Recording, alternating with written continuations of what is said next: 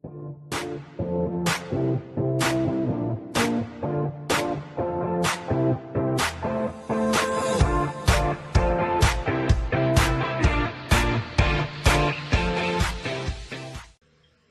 day mga katoto. Yan. Welcome to our kwento. Yan, magkukwento na naman tayo ng tungkol sa ating mga pinuntahan, naganap at nangyari nitong mga nakaraang linggo at nakaraang araw. Yan, ang ating ikukwento ngayon ay it's about the Alone Together movie ng Lisken. Yan.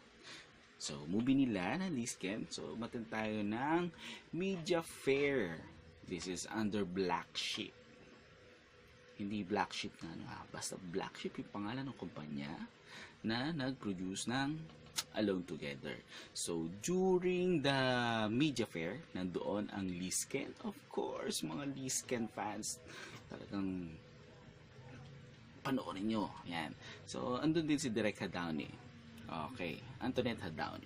So, during the media fair, which is parang press conference na rin siya, blog conference na rin siya, andun yung mga lumabas yung mga kwento na masasabi nating rason during the creation ng movie. So, para malaman ninyo, panoorin ang ating coverage ng media fair na ito. Ako, tapos Parang alam niya na kagad kung anong gusto niya. tapos sa labas ako mag-aantay, nakaganon lang. Siya hindi ako OA po.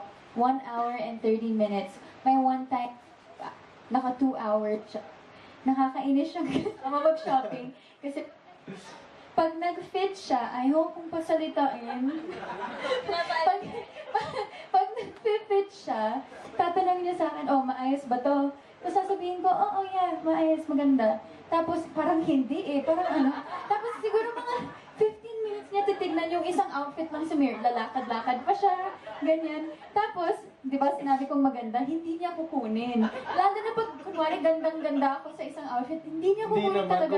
Pero pag sinabi kong hindi maganda, yun yung kukunin niya. Tapos minsan reverse psychology, baliktad pa rin. Nakakainis. Okay, explain! Ken, bakit? Hindi, kasi naman ako, syempre kung bibili ako, gusto ko sigurado na kasya sa akin. Kaya Tapos di mo naman sinusuot, dami-dami mong binibili, hindi mo sinusuot mo. Kaya naman ikaw minsan binibili mo, sa kakamadali mo, hindi kasya. Oh. So, at least nabibigay ko sa mga kasama ko sa bahay. So yun, totoo. Ako sure buyer lang ako, sure buyer. Grabe 2 hours. Hindi naman okay yan, ano naman. Hindi ako OA. Kahit sinong tanong mo, kahit nanay mo, kapatid mo, buong pamilya mo. Grabe. May confrontation. How about you, Ken? Yung something that you do alone and that replies? Shopping.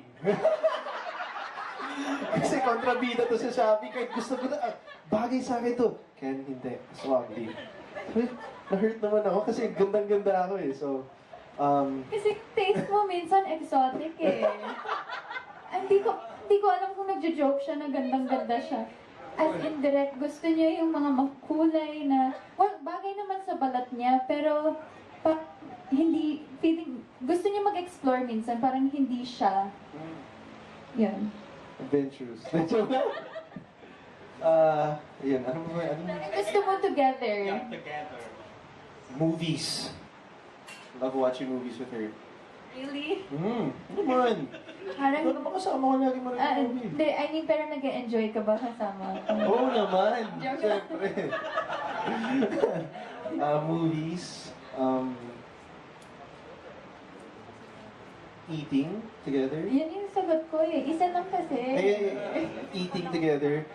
Doing alone. Ano ba? You already answered alone. Shopping. Isa Ilang? lang. Isa lang. Okay. What I like doing together, siguro eating. Kasi ang sarap niya kumain. Like, yung magluluto for Ken, as in sobrang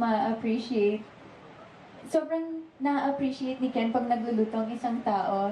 Feeling ko, kung sino man yung nagluto, sobrang kinikilig. Pag sinasabi niya, sobrang sarap. Kahit di naman po. Kasi di ba pinagluluto ko siya. So minsan... Oy, masarap naman yung kangkong. Sarap Hindi ako nun. nagluto ng kangkong. Hindi nga ikaw, pero masarap yun. Masarap. Meron kami kangkong sa bahay nung isang araw. Sabi ko, walang sustansya yan. Tapos kinakain niya, ang sarap na sarap siya, walang lasa. Meron naman, may oyster sauce. Yan. Last na lang, and parang it will be followed by this movie. When you accepted this film, was it a major consideration for you? Kung sino yung magiging director in terms of track record for box office success, in terms of how the story is being told. Kasi yung susundan nyo is a major hit talaga. Ako po, parang I don't really think I about... think we really base it out of the story talaga. It's the movie that we're gonna present to the people. Basta, that's why you believed in the script in the first place, because we felt that, it was beautiful din. And at alam ko maraming makaka-relate talaga. That's why we picked it. So in the end of the day, I really think, of course, the director also, but I think it's really the movie itself. And of course, direct ang nagsulat at siya nag-direct. So, yeah. Ako, I don't think, parang when I do a movie, parang I ask for a good director. Kasi I want to try, marami pa akong hindi nakakatrabaho din na director. So, gusto ko din naman matry to like experience working with other directors so that at the same time I can also pick up some techniques from them as well. But like, katulad nun, when they told us it was Direct Antoinette, parang I was especially excited because I know na Alam mo, naalala ko pa, sabi ko kay Ken, hoy, si Direct Antoinette, magaling yan. Sa Australia, so we were in Australia for ASAP. At doon sinabi sa amin na, there's another pitching by Direct Antoinette. Oh, sige.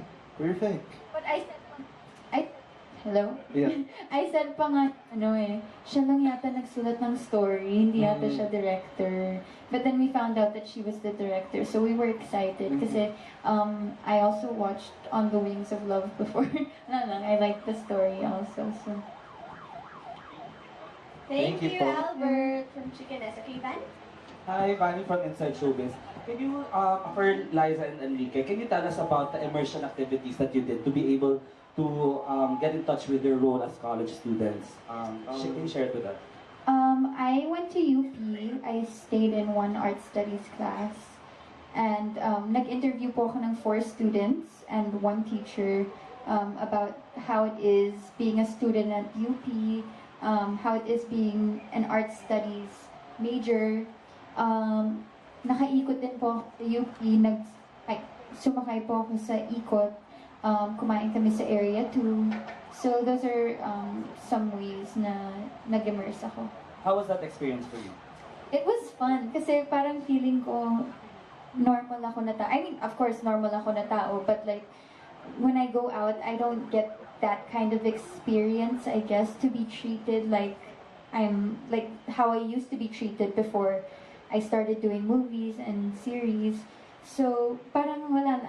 It feels good. It feels good kasi ako, I'm the type of person, like, whenever I go out to the mall, I love going to the mall because I go in disguise and I love that nobody knows who I am and I can be someone else. Parang ganun. How about you, Enrique? I interviewed some Dr. to the Barrios, which it blew my mind because you can expect ko talaga what Dr. to the Barrios were are kind of different from, really far from what I learned from them. Sabi nila, first of all, bago tayo mag-interview, sabi niya, hindi kami sumasakay ng kalabaw. Sabi niya agad sa akin, ganun ba yun?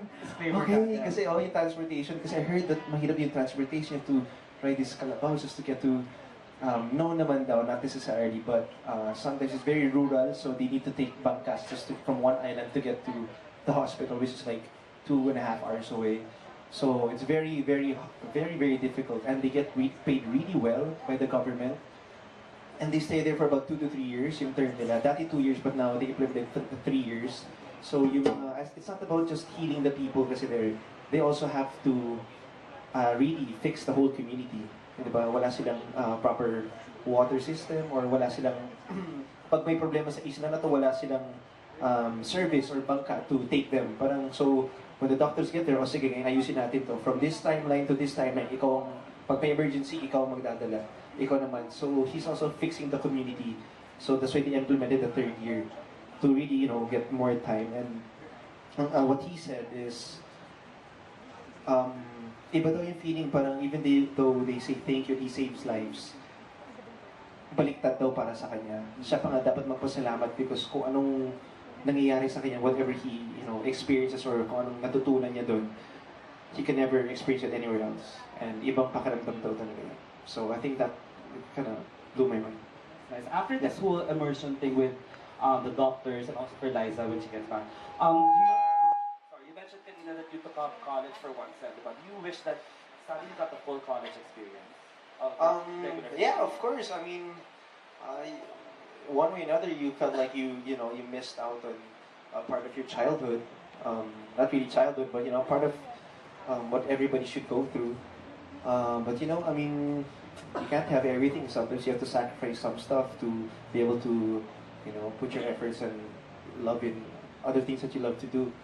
But I actually started going to school like last year. Sa business naman, pero for some reason, I didn't have the drive, so kind of stopped. So feeling ko sabi, it's not really for me. I really wanted to take up marine biology, yun talaga yung love ko. So hopefully, pag may oras, I mean, in the future. But it's still in the back of my mind, for sure. How about you, Liza? Like after being immersed in here, after being immersed in the UP culture for a bit, and after the whole filming experience, do you wish na parang sana I took this path na of, or do you feel like you missed out on the college experience of regular Filipinos? Yes, because my best friends kaka-graduate lang. Actually, I still have one that's in college. So yung mga best friends ko, graduate sila, tapos kaka-graduate lang nila. So parang pag nagkukwentuhan kami, parang sila lang yung nakaka-relate sa isa't isa because I didn't get to experience like the normal, the norm of everyone else who went to college. And ako, like, when I think about it, nanghihinayang ako. But at the same time, I'm lucky na I get to work. Pero parang iniisip ko din yung what if, like, nakapag-college ako and then I got to experience, all the hardships that they go through in college and parang the satisfaction of actually graduating. And that's why I'm amazed by all the students, kahit sa ang school pa yan. Because I know that it's hard, especially like with all the emotions that they have to keep in when they're at school, and I know that they have problems outside of their college life as well. But it's amazing how they're able to like surpass all those problems and still nakaka-graduate sila. And yeah, I'm just amazed and proud of all of them. So I hope that all the students nowadays, they don't take it for granted going to school, and that igihan pa nila yung pag-aaral nila. Saka, And parang it was like harder before eh. I mean, I think for me it was harder before when you had to stop school and work. Parang inisip ko, bakit si kuya, yung kuya ko, bakit he's still studying, ako I have to work na. Yung batchmates ko, nag-aaral pa rin sila, ba't ako, diba? Iba na yung mundo ko dapat para I had to feel different, my dad's shoes and work, parang gano'n. I remember also, because I was doing She's the One when I was taking all my entrance exams, and it was our last day, and I wasn't able to take one of my entrance exams, and I was crying. Remember that. Yeah. I was crying because I really, really, really wanted to go to college. Like, until now, it's still a dream of mine. Well, I'm in college right now. But like, it was always a dream of mine to graduate because my lolo, Daddy Jeff, he always made me promise to him na kahit na artista ako, that dapat makagraduate ako, because I think that's the best gift you can give to your parents, a diploma. And last question for me, as seen in the trailer, you guys used to have a relationship, and then 5 years later you're with other people already. 8 years? About 8 years? 5 or 8 years, eh? 8 years. Sorry, 8 years. And then you guys start seeing each other again. Do you think that's okay to do for normal people? Like, you're with someone else already, but then you kind of meet up with your ex pa din. Is that okay? Well, kung yung ex mo, yung great love mo, anong gagawin mo? Mahirap yun eh. Yeah. Hindi lang ex eh. So, your great love might not always be the right love, but she's still your great love.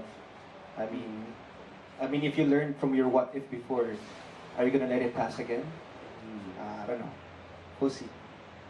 You like it? After 8 years, you meet up with your ex. I can't say that I don't see that there really is no problem with that, but it depends on the context, I guess. it depends on like the situation. I'm not saying it's okay to like go behind the back of your partner, Yeah.